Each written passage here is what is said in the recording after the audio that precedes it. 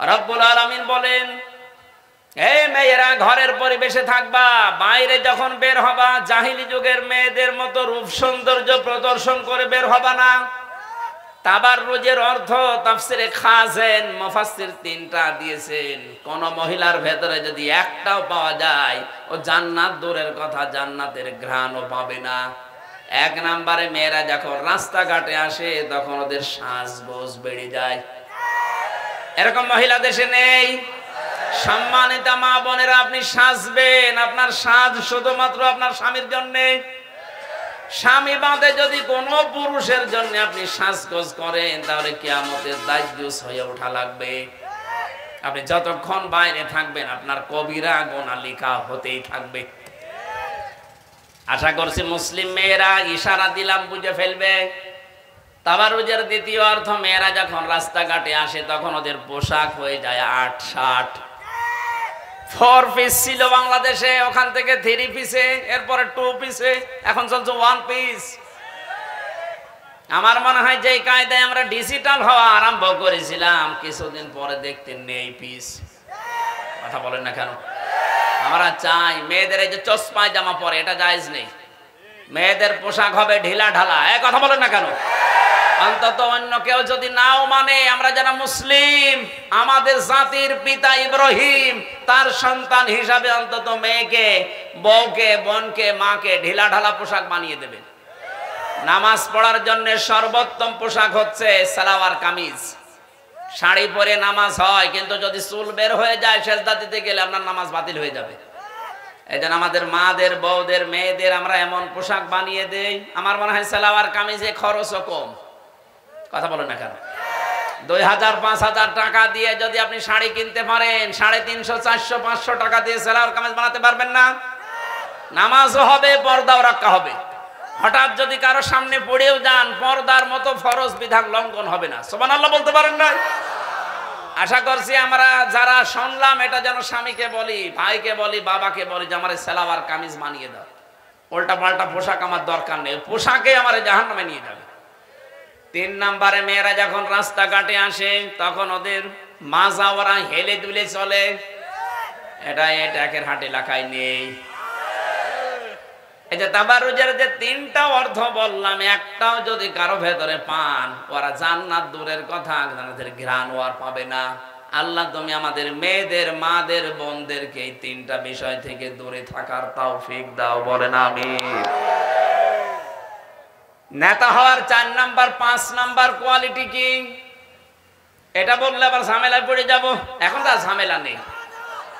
সূরা বাকারা 1ম নাম্বার পারা 18 নাম্বার পৃষ্ঠার 4 নাম্বার লাইনের 124 নাম্বার আয়াত।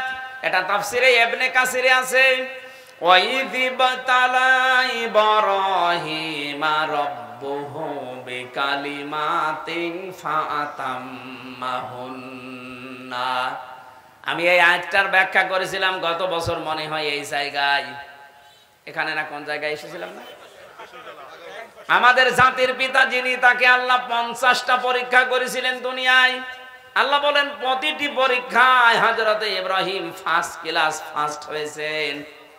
ফাতাম্মাহুন্না, প্রতিটি তিনি পরিপূর্ণ করে দেখিয়েছেন। ওই 50টা পরীক্ষার উপরে গত বছরের আমার আলোচনা ছিল। হয়তো কয়েকটা পয়েন্ট বলার পরে আমার গলা পারেনি, এই জন্য বলিনি। আল্লাহ বলেন 50টা পরীক্ষার সর্বশেষ পরীক্ষায় যখন তিনি উত্তীর্ণ হয়ে গেলেন, আমি তখন তাকে ঘোষণা দিয়েছি, ক্বালা ইন্নী জাইলুকা লিন্নাসি ইমামা। হে ইব্রাহিম, আমি তোমাকে মানব জাতির জন্য নেতা বানিয়ে দিলাম। হযরত ইব্রাহিম প্রশ্ন করেছিলেন, ক্বালা ওয়া মিন যুররিয়াতি, হে আল্লাহ, যে নেতৃত্ব দেওয়ার গুণাবলী, নেতা হওয়া, এটা কি শুধু আমি নিজেই পেলাম, নাকি আমার সন্তানাদি যারা আসবে দুনিয়ায় কিয়ামত পর্যন্ত এরা পাবে? আল্লাহ সাফ জবাব দিয়েছেন, ক্বালা লা ইয়ানালু আহদিজ জালিমিন। এখানে যারা আলেম আছে জিজ্ঞাসা করেন, ইয়ানালু এটা মোসারে, বর্তমান, ভবিষ্যৎ, প্রেজেন্ট, ফিউচার। আল্লাহ বলেন কোন জালেমের জন্য আমার অঙ্গীকার এখন নেই, ভবিষ্যৎ বলতে কিয়ামত পর্যন্ত নেই। এই জন্য যারা জালেম তারা জাতির নেতা হতে পারবে না।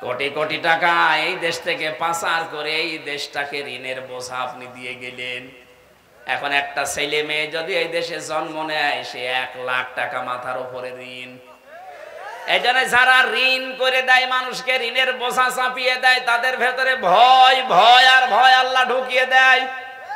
এত ভয় পেয়েছে, দুপুরের খাবার খাবে সময় আল্লাহ দেয়নি, পালিয়েছে। উন্নয়ন এত করলে আপনি পালালেন কেন? এখনো পর্যন্ত যারা এই সাফাই গায়ে যেমন উন্নয়নের রোল মডেল করেছে, আপনি কোথায়? একটু বাইরে বের হন।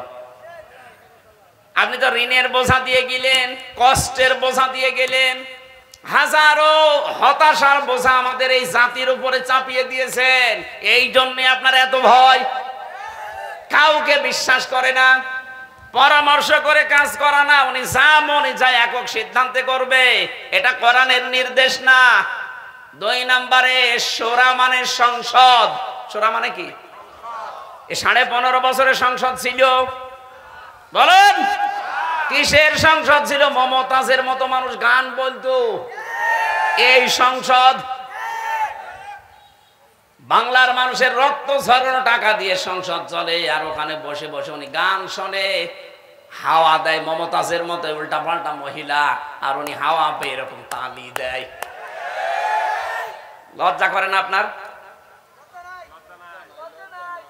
লজ্জা যদি কার না থাকে, আমরা হাদিস পড়েছি, তার ঈমান নেই।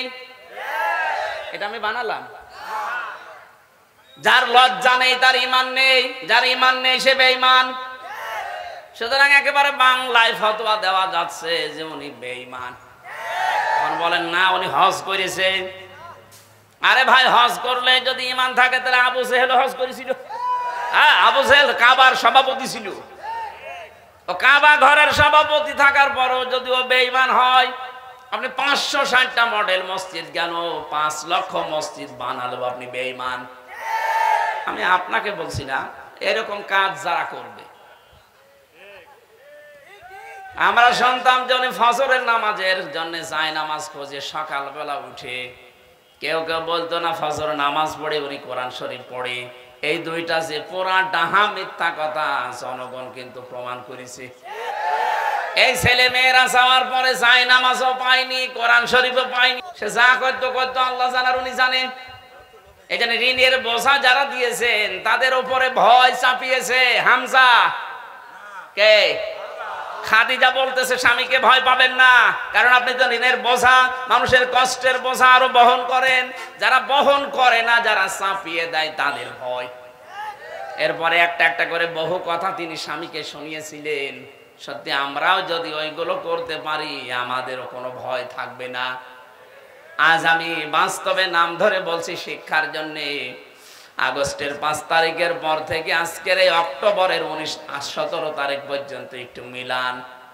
মানুষের বোঝা বহন করার জন্যে ডাক্তার শফিকুর রহমানের মতো একটা মানুষ দিক বিদিক কোন জায়গা থেকে কোন জায়গায় ছুটে যাচ্ছে। আজকে নোয়াখালী, আজকে বরিশাল, কালকে কুষ্টিয়ায়, কালকে যেখানে যাওয়া দরকার সেখানে যাচ্ছে। কার বোঝা একটু হালকা করা যায়। কয়েকদিন আগে আমার কুষ্টিয়াতে প্রায় 16 জন শহীদকে উনি 32 লক্ষ টাকা জামাত ইসলামের পক্ষ থেকে কুষ্টিয়ায় দিয়েছে। হালকা হলেও কিছু বোঝা ওই পরিবারের একটু নামবে। কথা বলেন না কেন? টাকার মালিকে দেশে নেই। কোথায় আপনারা? একটু আসতে পারেন না? যাদের জন্য স্বাধীনভাবে কথা বলতে পারছেন, তারা আজ যে বোঝা হয়ে আছে পরিবারের জন্য, খোঁজ নিয়েছেন কোনদিন? আমার মনে হয় এই দরবেশের মতো মানুষ যারা টাকা পয়সা 1-2 টাকা না, 36,000 কোটি, কারো 32,000, কারো 55,000 কোটি, কারো 75,000 কোটি, এরকম টাকা পয়সা যারা আত্মসাৎ করেছেন, বাইরে পাঠিয়েছেন, এগুলো সব নিয়ে এসে এই মুক্তিযোদ্ধা যারা 2024 সালের 5 আগস্টের পর্যন্ত, এদেরকে এখন সাহায্য করা দরকার। 71 সালের মুক্তিযোদ্ধাদের জন্য যদি এত কিছুর ভাতা তৈরি করা হয়, তো এরাও তো মুক্তিযোদ্ধা। বলেন, শহীদ আবু সাইদ নিজের জীবনটাই দিয়ে গেল। যে অনুপ্রেরণা দেখিয়েছে সারা দেশের মানুষকে, নিজের বুককে একেবারে বন্দুকের সামনে পেতে দিয়ে। এই মানুষগুলোর পরিবারের খবর নেওয়ার দরকার দেশের মানুষের নেই।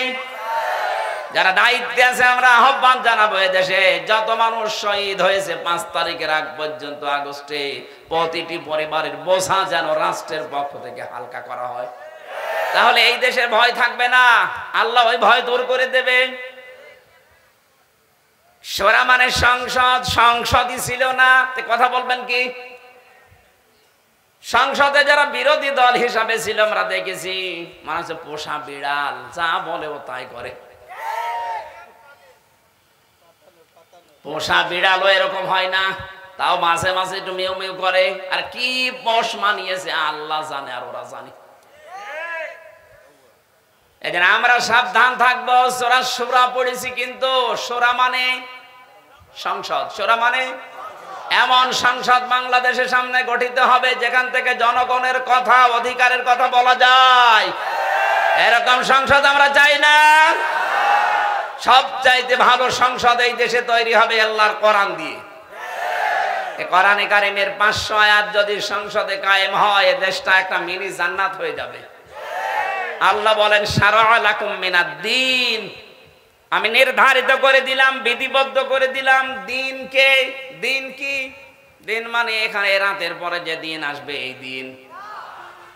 দিনের 4টা ব্যাখ্যা পেয়েছি আমি তাফসিরে। 1 নম্বরে দিন মানে আল্লাহ বোঝাতে চেয়েছেন কিয়ামতের দিন, মালিকি ইয়াউমিদ্দিন। 2 নম্বরে দিন মানে ধর্ম, যেটা আমরা মনে করি ইন্নাদ-দীনা ইনদাল্লাহিল ইসলাম, আল্লাহর নিকট মনোনীত ধর্ম ইসলাম। 3 নম্বরে দিনের অর্থ পেয়েছি দিন মানে জীবন ব্যবস্থা। আলিয়াউমা আকমালতু লাকুম দীনাকুম। সূরা মায়েদার ভেতরে আল্লাহ বলেন তোমাদের জন্য আমি জীবন ব্যবস্থা আজকে পরিপূর্ণ করে দিলাম। দিনের 4 নম্বর অর্থ দিন মানে রাষ্ট্রীয় বিধান। এটা আমরা অনেকে না বুঝলে ফেরাউন বুঝেছিল।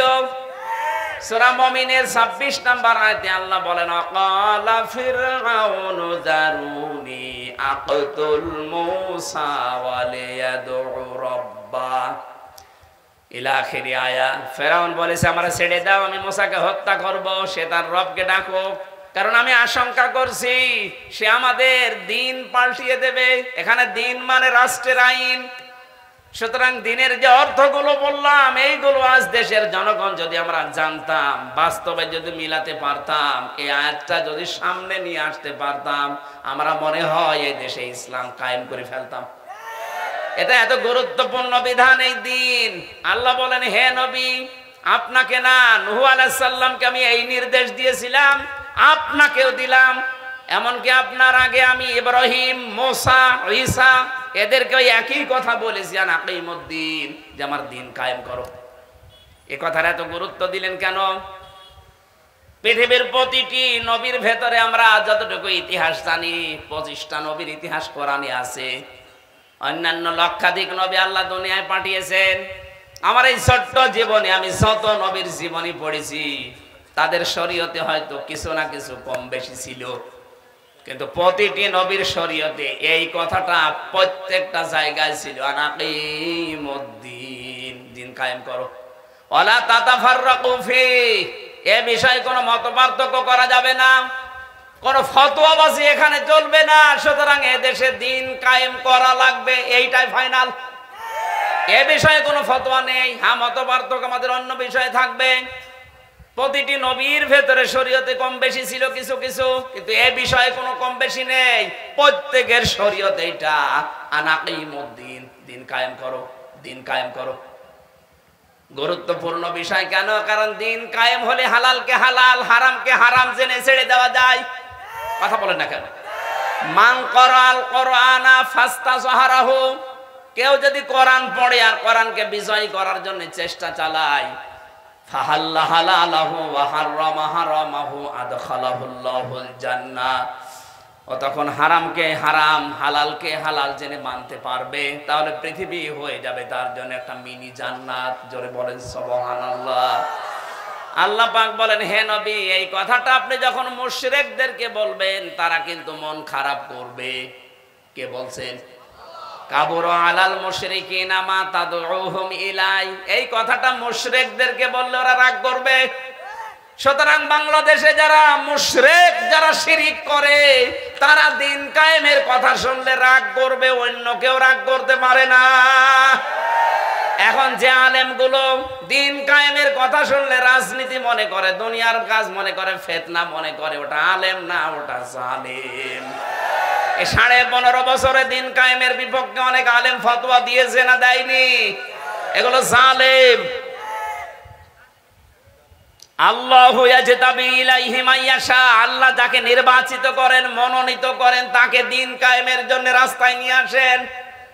এই দেশে আগস্টের 5 তারিখের আগ পর্যন্ত একটা জরিপ আমার কাছে ছিল, মাত্র 100 জনের 15 জন দিন কায়েম চাই এই দেশে।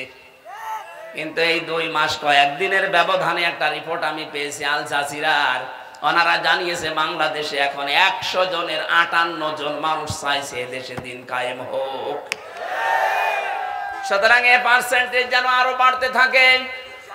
100 জনের 100 জন যখন হয়ে যাবে যে দিন কায়েম হোক, তখন পৃথিবীর কোন শক্তি আর আমাদের বাধা দিয়ে রুখতে পারবে না।